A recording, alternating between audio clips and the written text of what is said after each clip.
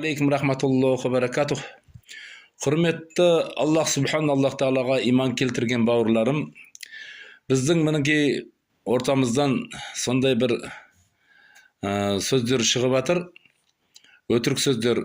Аллах Субхану Аллах Тағаланың дініне жала жауып, Аллах Тағаланың өзіне жала жауып, Расулуллах саллаллаху алейхи ва салламға да жала жауып, және десе Аллах Тағалаға соғыс ашып, Пайғамбарымыз Мұхаммад саллаллаху алейхи ва салламға соғыс ашатын жігіттер және қыздар пайда болды біздердің орталарымызда. Неге дегенде Аллах Субхану Аллах Тағала оларды жаратқан еді, алайда олар құдайсызданып, Құдайға иман келтірместен, Құдайды жағы мойындамай қалды. Аллах Тағаланы мойындамай қалды, Расулуллах саллаллаху алейхи ва салламды да мойындамай қалды. Мойындамаған себебі бұлар жағы сондай өтірік сөздер айтып жатыр.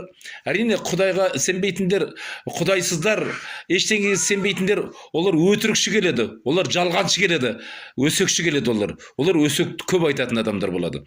Мысалға да айтайық, мына Мәккаға барып ибадат жасап, құлшылық жасайтындар, сояқта өліп қалса, оларды көмбейді екен, лақтырып тастай салады екен деген сөздерін айтып, бір жігіт жағы неден бүткіл ақпараттардан шықты, жанында бір қыз оны қуаттап, жағы сөзін қуаттап отырды. Бірақ алайда ол қыздың түрі көрінген жоқ. Жағы баланың түрі анық көрініп тұр. Біз оларды өтірік екендігін дәлелдеу үшін біз сояққа барғанда түсірген видеомызды осы түсірген видеоға жапсырып қойғалы отырмыз. Ояққа барып қайтыс болған адамдарды ақ жуып аралдап көметін біз көріп қайттық.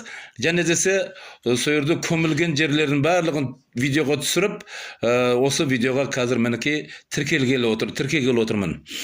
Оның енді бірінші өтірігі, сояққа барған адамдар өліп қалса лақтырып тастайды екен деді.